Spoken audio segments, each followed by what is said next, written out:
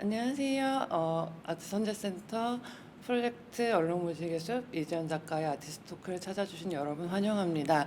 저는 미술 비평 연구 전시하고 있는 배혜정이고요.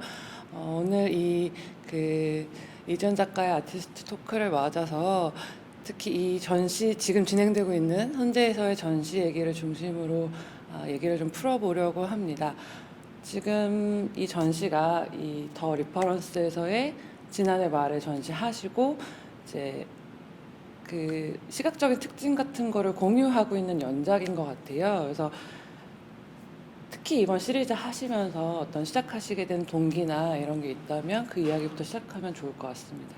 이 시세계에 대한 저의 관심, 그 작은 것들이 모여서 만들어내는 어떤 거시적인 이야기에 관심이 많았는데 2020년에 아티언스 대전이라는 그 레지던시 프로그램이 있어요. 거기서 나노 분야의 작가들을 선정을 해서 어떤 협업을 진행한다는 그 공모를 보게 돼서 우선은 호기심이 가장 크게 작동을 했고, 그래서 이제 선정이 되면서 이 프로젝트가 시작됐다고 볼 수 있는데요.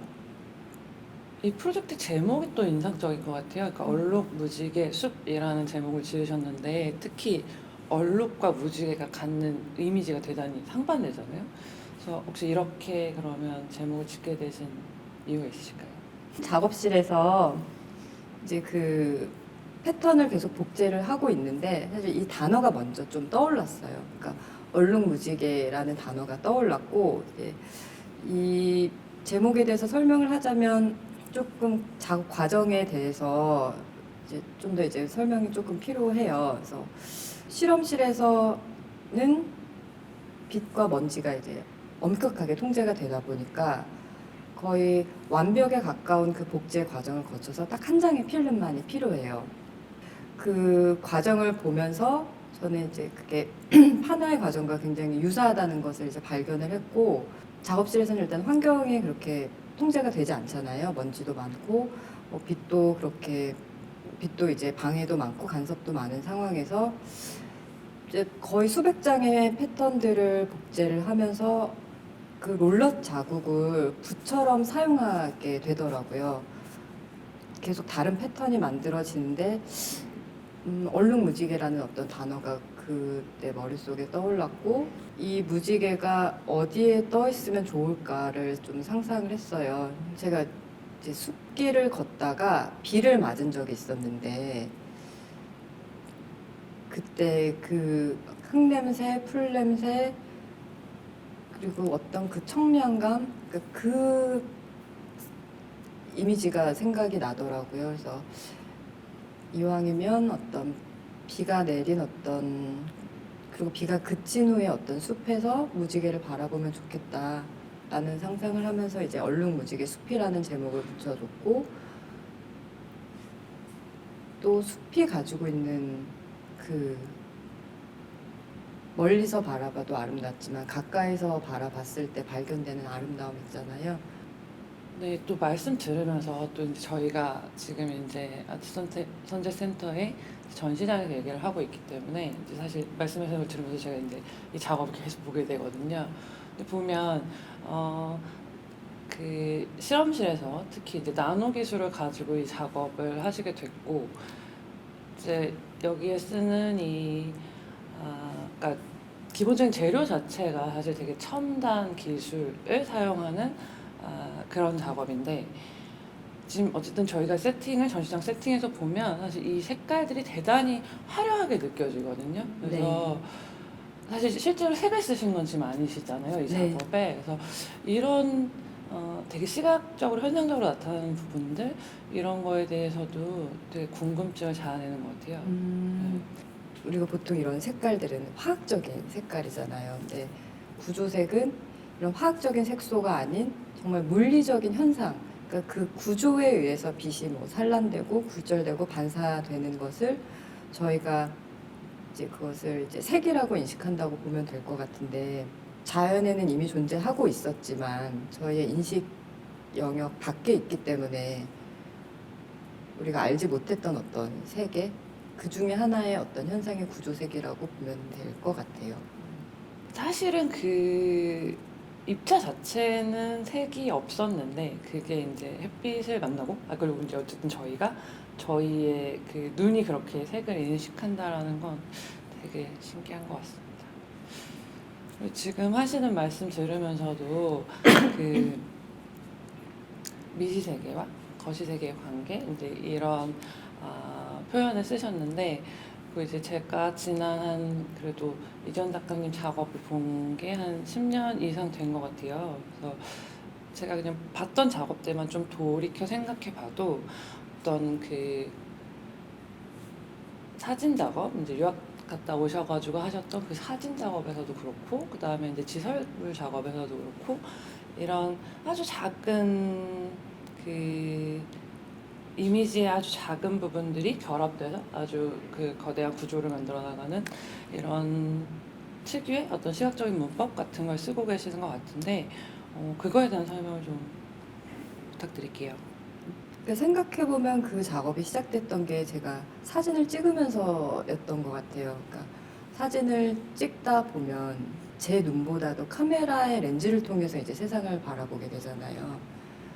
그러면서 이제 각 다른 렌즈를 쓰면서 망원 렌즈도 써보고 뭐 광각 렌즈도 써보고 그 우리 눈으로 인식할 수 없는 어떤 세상을 카메라를 통해서 보게 됐었는데 25살 때쯤 그때쯤 제가 책을 샀는데 그 책이 하나는 이제 우주에 관한 거, 하나는 이제 몸속에 관한 어떤 책이었어요. 근데 거의 과학 도서긴 한데 그 이미지들이 사실 저희가 일반적으로 볼 수 없는 이미지들이잖아요. 거의 그림에 가깝고 색깔도 그렇고 형태들도 그렇고 근데 그 이미지들이 너무너무 아름답더라고요. 근데 저희가 볼 수 없기 때문에 인식할 수 없는 영역이라서 이렇게 아름답게 더 마치 좀 미화되듯이 거기에 보여진 게 아닐까 그런 생각을 하게 됐던 것 같아요. 좀 더 상상의 여지가 많은 것들에서 사람들이 그 이미지가 사실이 아니더라도 어차피 우리가 볼 수 없는 영역이라는 생각 때문에 아름다움에 좀 더 너그러워지고 관대해지는 부분도 있지 않을까. 상상해서 막 이게 맞다 저게 맞다라고 싸울 일은 없잖아요. 그렇죠. 네. 그러면서 이제 그 미시세계가 가지고 있는 어떤 그 근원적인 질서, 보이지 않는 질서, 거기서부터 우리가 아름답다고 느끼는 그 지점에 좀 흥미로움을 많이 느꼈어요. 왜 이것을 아름답다고 느끼는지, 그것은 그냥 자연의 현상일 뿐인데, 그게 이제 인간의 본성 같은 거라는 생각을 많이 하게 됐죠. 인간이기 때문에 아름답다고 느낄 수밖에 없는. 그 보셨다는 책은 각각 두 권인 거예요? 아니면 한 권? 각각 두 권이에요. 사진 이미지였던 거예요? 그쵸. 그러니까 사진으로 돼 있는데 약간 그러면 뭔가 아주 확대된 사진이거나 그러니까 우리가 일상적으로 못 본 이미지를 보다 보니 이제 거기서 우리가 오히려 다른 아름다움을 느끼게 되는 그런 거 말씀하시는 거죠? 아니면 정확하게 그것은 관측될 수 없는 지점이 있잖아요. 그 다 이미지가 한 번 더 입혀진다고 저는 이제 생각이 되는데 색깔도 그렇고 아니면은 그 어떤 과정을 거쳐서 정말 실제가 아닌 실제의 이미지를 우리는 실제라고 생각하는 그 지점이었던 것 같아요. 저는 이제 지금 하시는 말씀을 듣다 보니까 또 그 발터 베냐민이 사진의 작은 역사라는 책에서 이제 짧은 글이죠. 그 글에서 시각적 무의식이라는 표현을 쓰는 부분이 있거든요. 그러니까 거기서 베냐민이 예로 드는 건 어떤 거였냐면 그 당시에 그러니까 베냐민이 그 책을 쓴 건 이제 1900년대 초반이고 사진이 시작된 지 한 100년쯤 됐을 때 이제 그 100년을 돌아보는 이제 아주 짧은 역사를 이제 비평가의 관점에서 돌아보는 거였는데 거기 그 당시에 카를 블로스펠트라는 당시 이제 미대 교수가 사진집을 낸 거예요. 근데 그 사진집에 그러니까 식물을 클로즈업해서 찍은 거죠, 그 교수가. 근데 이제 막상 고사리나 뭐 식물의 뭐 단풍나무 순 이런 거를 아주 클로즈업해서 찍었더니 그게 마치 무슨 그리스 신전의 기둥이나 음. 이런 걸 막 우리가 읽는 거. 그러니까 어. 인간은 그걸 막 이렇게 읽어내잖아요. 그렇죠. 이미지를 통해서 다른 어떤 상징들을 네네네네. 찾아내거나 상상을 하게 되죠. 네.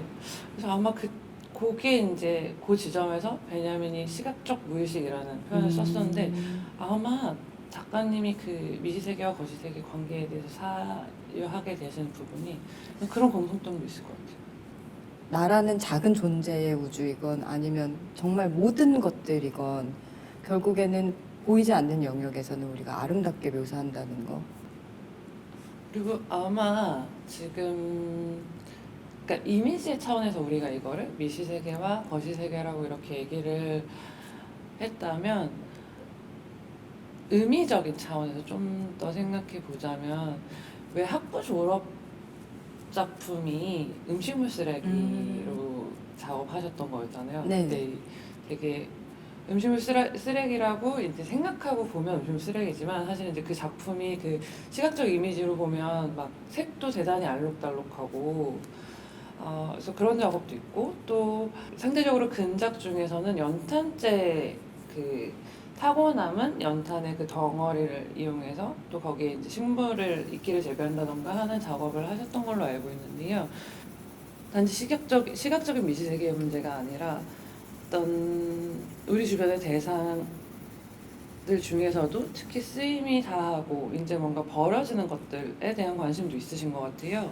제가 처음에 그 대학교 4학년 졸업 전시 때 그때 했던 작업이 이제 음식물 쓰레기를 투명 호스에 넣어서 이제 막아서 자석으로 그걸 막고 이제 뭐 그때도 살아있는 생명체처럼 표현하기 위해서 그런 방법을 썼던 것 같은데 지금 이 작업이랑 굉장히 저는 유사한 점도 많은 것 같아요. 어떤 형태적인 거에서도 그렇고 뭐 보여지는 것에서도 그렇고 어떤 사라져버리는 것, 유동적인 것, 조각의 재료로서는 적합하지 않을 수 있는 그런 것들에 더 관심이 많았고 그래서 제가 그 사라져버리는 것에 조금 더 시간을 부여해주고 싶은 생각이 있었어요. 이제 의미가 없어지는 것들이잖아요. 의미가 있었지만 의미가 없어졌기 때문에 그게 버려지는 건데 다시 의미를 만드는 과정인 것 같아요. 작업을 하는 것이.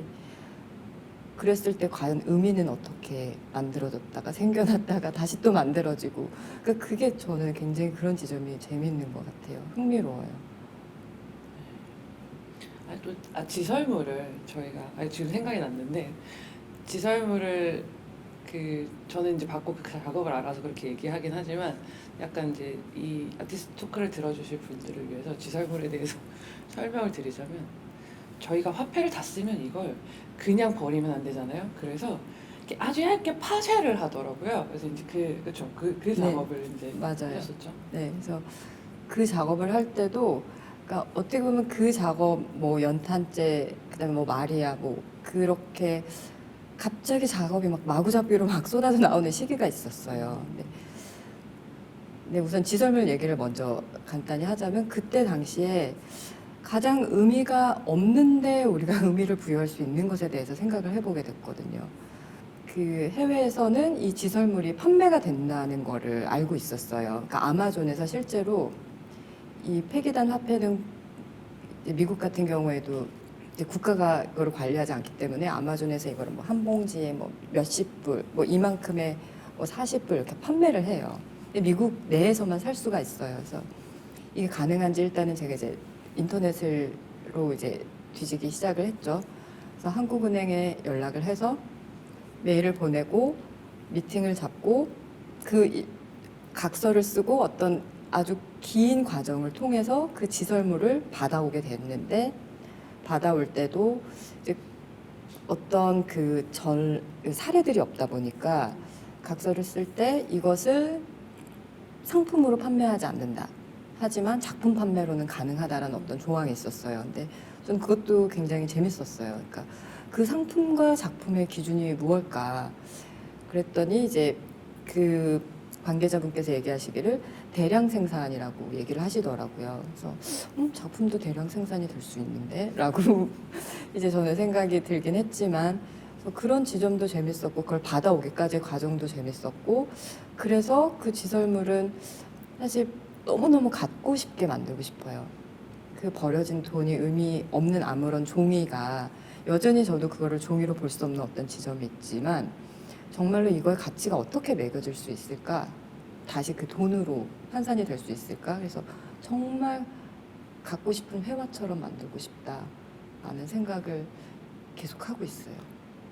기대하겠습니다.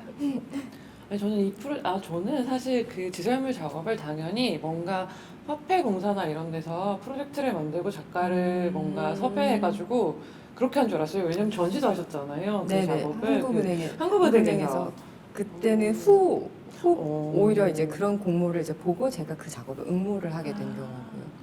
그러면 어쩌면 작가님이 먼저 그 지설물의 예술적 가치를 발견해서 트라이 하시고 그 다음에 한국은행이나 화폐공사에서 아 이걸 하면 되겠다 이렇게 된 거 아닌가요? 뭐 전시를요? 네, 뭐 그렇게 된. 선정이 된 거죠. 근데 그쵸, 그 선정이 될 때는 제 화폐 작업뿐만 아니라 기존의 이제 사진 작업도 다 음. 같이 이제 포함이 돼서 이제 선정이 됐었고, 또 흥미롭게 보시는 지점도 있는데 여전히 약간 경계의 지점도 계신 것 같아요. 아직까지 국가의 재산이라는 거. 아, 그래서 유출에 굉장히 많이 신경을 쓰시더라고요. 그렇군요. 네. 지금까지 이제 이지연 작가의 작업 세계를 좀 살펴보면 정말 매체를 다양하게 사용하시는 것 같아요. 그러니까 원래 그쵸, 조각을 전공하셨던 걸로 알고 있고, 그다음에 유학 중에 이제 사진을 이제 본격적으로 시작하셨던 것 같고, 그렇게 한국에 돌아오셔서 사진 작업을 또 보여주시다가 그렇게 지설물 작업도 하시고 연탄재 작업도 하시고 또 이번에 이렇게 그 나노 복제 패턴 기술을 사용하시는 작업까지. 그래서 작가님한테는 이런 다양한 매체의 사용 이런 것들이 어떤 의미를 가지고 있는지 궁금한데요. 매체는 저의 아이디어를 표현하는 정말 도구예요. 그래서 카메라를 처음에 사용하게 된 계기도 그냥 사진 찍는 것을 좋아하다 보니까 사진이 많이 모이게 됐고, 그래서 정말 자연스럽게 이제 대학원을 가게 됐을 때 이제 사진 작업이 시작이 됐는데, 그렇게 사진 작업을 계속 하다 보니까 어느 순간 제가 그 형식 안에 갇히게 되더라고요. 카메라를 찍을 때도 그 프레임 안을 이제 제가 어떤 대상을 바라볼 때도 그 프레임 밖을 상상하면서 계속 사진을 촬영을 했는데, 그것도 저한테는 하나의 형식적인 실험이었거든요.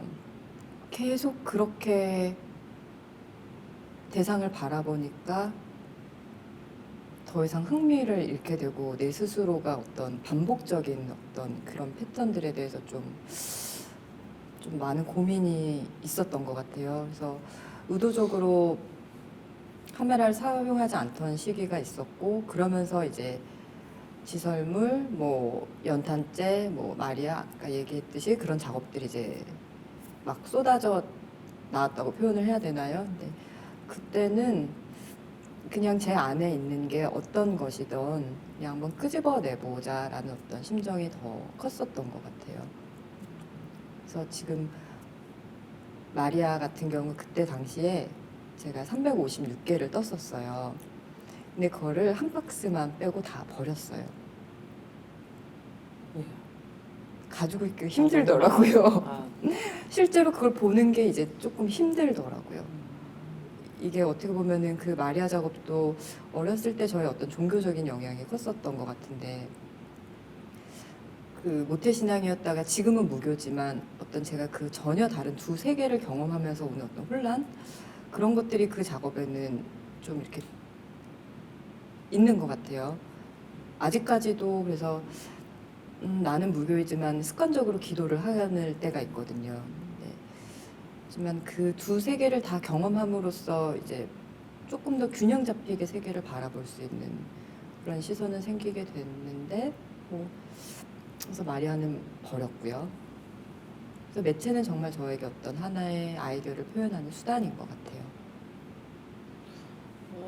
사실 그렇게 이제 매체는 아이디어를 표현하는 아까 도구라는 표현을 쓰셨는데 또 어떻게 보면 사실은 그런 접근이 사실 오늘날의 예술가에게는 가장 맞는 접근인 것 같다라는 생각을 저는 가지고 있긴 하거든요. 그러니까 뭐 워낙 우리가 뭐 회화, 조각 이런 장르로 예술을 규정하고 그런 또 그렇게 시스템이 생겨나서 그러한 시스템 속에서 교육을 받고 이런 게 아주 오랫동안 지속되어 온 일이긴 하지만 특히 오늘날에 뭐 우리 지금 작가님 작업에서도 보이지만 뭐 기술과 예술의 뭐 융복합뿐만 아니라 사실은 아주 많은 동시대 작가님들이 사실 재료나 매체를 되게 다양하게 그리고 되게 혼종해서 쓰시기 때문에 그런 부분은 또 오늘날 예술의 어떤 중요한 특징을 보여주는 측면이지 않나 싶기도 합니다. 먼저 제가 그 지난 전시 더 리퍼런스에서 하셨던 전시에서도 대단히 인상적이었던 부분이 이제 전시장을 가는 길에 쭉 계단을 내려가서 원형 입구를 만드셨어요. 그래서 이제 원형 입구를 이제 관객이 이제 넘어가야 작업을 만나는 그 지점이 대단히 인상적이었고요. 또 지금 아트 선대 센터에서의 전시에서도 카펫을 까셨더라고요. 그리고 이제 카펫을 그러니까 깔려진 카펫을 입장하기 위해서 그 위에 입장을 하기 위해서 그러니까 신발을 벗고 들어가는 것도 인상적이고 게다가 그 명당을 만드셨잖아요. 앉아서 이렇게 네. 편하게 그게 있습니다. 예, 작업을 이제 볼 수 있는 자리도 만들어 주셨는데 이러한 전시장 구성에 있어서 그 작가님이 염두에 두신 부분이 어떤 부분인지. 이 미시세계 현상 자체가 그러니까 공간, 환경, 빛에 이제 영향을 받잖아요. 그래서 같은 지금 보시는 이 작품이라도 다른 공간에 가면은 이제 전혀 다른 색으로 인식이 될 텐데 공간 전체를 경험하는 것에 이제 굉장히 좀 그 주안점을 뒀다고 해야 되나요? 그래서 그 레퍼런스 공간 같은 경우에도 그 지하로 내려가는 계단과 그 통로 같은 공간도 이제 전시 공간으로 보통 많이 사용을 하시는데 저는 그걸 이제 통로로 이제 동선을 만들어 줬고 마치 어떤 동굴 같은 느낌을 줬던 것 같아요. 그래서 저희가 동굴을 들어가서 낮은 천장을 지나가다가 어느 순간 갑자기 뻥 뚫린 어떤 공간을 맞이하게 됐을 때의 또 그 반전이나 약간의 감동 같은 게 있잖아요. 그래서 그 천장이 높아지기 직전에 원형문을 만들어 줬는데 그때도 보폭이라든지 그 높이라든지 어떻게 하면 사람들이 조금 더 주의를 기울여서 이 공간을 넘어갈 수 있을까 그렇게 생각을 많이 했고 그래서 그 공간을 넘어가서 이제 그 쏟아져 내려오는 빛을 보면서 그 어둠과 대비되는 밝음 그렇게 이제 환경을 좀 만들어줬던 것 같고요. 지금 여기 보시면 지금 이 공간은 반대로 굉장히 또 오픈돼 있어요. 공간이 많이 열려져 있고요. 밖에 외부 빛도 들어오고 여기 보시면 벽도 이렇게 완전한 벽이 아니고 이제 노출 콘크리트에 여러 가지로 많이 열려진 공간이라는 생각이 들어서 그렇다면 이 공간을 조금 더 내부적인 공간으로 바꿔보자. 그래서 이제 신발을 벗고 저희가 어디 안에 들어갈 때 보통 신발을 많이 벗으니까 신발을 벗고 들어오게 함으로써 어떤 공간에 이동을 한다는 느낌.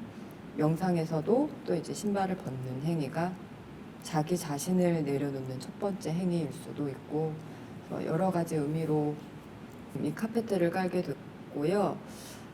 단순한 절차지만 뭔가 마음을 준비하게 만든다는 음. 거에서 되게 좋다라는 생각이 좀 들었던 것 같고요. 지금 작품과 관련해서는 구조에 대한 얘기를 좀 더 해볼 수 있을 것 같은데요. 우리가 이제 나노 패턴 복제 기술에 대해서는 얘기를 했지만 어쨌든 이제 그 기술이 사용된 부분은 이제 그 색들이 반영하는 그 필름지 부분이고 보면 이제 거의 구에 가깝게 이제 구조물이 이제 빽빽하게 들어차 있는 거를 볼 수 있고 그다음에 중심부가 있잖아요. 여기 이제 3D 프린팅 그리고 이제 알고리즘을 사용해서 이 작업을 하셨다고 들었는데요. 이제 이 절차에 대한 부분도 좀 설명을 해주시면 좋을 것 같아요. 그 과정에 대한 부분. 구조색 현상이 왜 생겨났는지에 대해서 더 이제 궁금하게 됐어요. 시작이 사실 거기서부터 이제 형태도 다 시작이 됐거든요. 그래서 구조색을 공부하다 보니까 자연에서 왜 이런 현상이 있었는지 결국에는 이제 생존이었던 거죠. 그래서 생존을 위해서 가장 적합한 어떤 형태와 그다음에 그 구조들을 가지게 되었던 거고, 그러면서 이제 계속 생명의 초기 단계까지 조금씩 과거로 거슬러 올라가게 되면서 진화에 대해서 공부를 하게 되더라고요. 그래서 그러다 보니 바닷속으로 들어가게 됐어요. 진화 초기의 어떤 그 생명체가 시작되었던 그 바닷속으로 들어가게 되면서 가장 원시적이고 단순하지만 어떤 근원적인 생명의 형태가 될 수 있는 바다 생명체에서 좀 영감을 많이 받았고요. 그리고 중력에서도 자유롭다 보니까 이제 형태적으로도 이렇게 방사형의 어떤 형태들이 이제 바닷속에서는 많이 있잖아요. 그래서 그런 형태에서 영감을 받아서 이제 원형 구조물을 제작을 하려고 하다 보니 비정형으로 만들어야지만 좀 더 살아있는 어떤 유기체 같은 느낌을 많이 낼 텐데, 그랬을 때 가장 적합한 방법이 3D 프린팅이었고요. 어떻게 그러면 3D 프린팅으로 이 구조를 만들 수 있을까를 고민을 하다가 알고리즘으로 만들게 되면 변수값들을 정해줄 수가 있거든요. 예를 들면 그 처음부터 나는 이런 비정형의 원을 만들고 싶다라는 가정을 하고, 그럼 변수값으로 줄 것들을 이제 계산을 해요. 탄소 봉의 길이, 뭐 원 필름의 지름, 아니면 몇 개의 지지대를 만들 것인가, 아니면 뭐 형태도 그렇고 해서 다 변수값으로 지정될 수 있는 것들을 일단 지정해 두면 그 수치값에 의해서 형태는 거의 무한으로 바뀌게 되거든요. 근데 그 과정 또한 저는 어떻게 보면 생명이 번지는 현상, 각각 다 다른 어떤 생명들이 태어나는 어떤 현상처럼 느껴져서 이 방법을 선택을 하게 됐어요. 저는 인상적이었던 부분이 사실은 거의 구에 가까워 보이는데 보니까 사실은 엄밀한 구가 아니고 중심도 사실 대단히 이제 그 정말 말씀하신 대로 그냥 약간 유기적인 형태. 근데 결과적으로 이게 어떤 거대한 한 구조물을 만들어낸다라는 게 좀 신기한 것 같아요. 그러니까 어떤 약간은 모순되는 지점들이 온전하게 시각적으로 드러나는 것도 신기한 것 같고요. 그러니까 원도 사실 완벽한 원은 없는 건데 저희가 이제 그거를 원이라고 인식을 하는 것뿐이고, 그래서 얘를 만드는 과정에서도 이 탄소복을 하나씩 꽂을 때마다 중심이 계속 바뀌어요. 근데 그 지점도 굉장히 흥미롭더라고요. 그 불규칙, 불균형 속에서 결국에는 어떤 규칙을 만들어내고 균형을 만들어내는 것. 그러니까 생각해보니 그러니까 우리가 보기엔 이게 그냥 원은 우리가 사실은 되게 단순한 형태라고 생각하니까 보기엔 단순해 보이지만 그 하나하나 꽂을 때마다 중심이 흔들린다는 말씀을 듣고 보니까 대단히 복잡한 과정이었겠다라는 생각이 드네요. 네. 저도 많이 배우게 됐어요. 네. 그래서 이 중심을 맞추는 일이 얼마나 힘든 일인지, 그 조각에서도 중심이 맞지 않으면 그렇죠. 쓰러지는 거죠. 네. 네, 저희 이제까지 아트 선재 프로젝트 얼룩무지개 숲의 이지연 작가와 이렇게 작가와의 대화, 아티스트 토크 시간을 가져봤습니다. 어떤 미시세계와 거시세계의 관계를 또 계속 탐구해 가시는 선상에서, 그리고 오늘의 이 나노 패턴 복제 기술까지 다양한 매체의 사용을 보여주고 계신데요. 이런 지점에서 또 앞으로 또 더 그 확장하고 변주해 가실 작가님의 작업 세계가 더 기대가 되는 것 같습니다. 네, 오늘 이 자리 또 고생하셨고요. 또 여러분께 봐주신 여러분께도 너무 감사합니다. 네, 감사합니다. 감사합니다.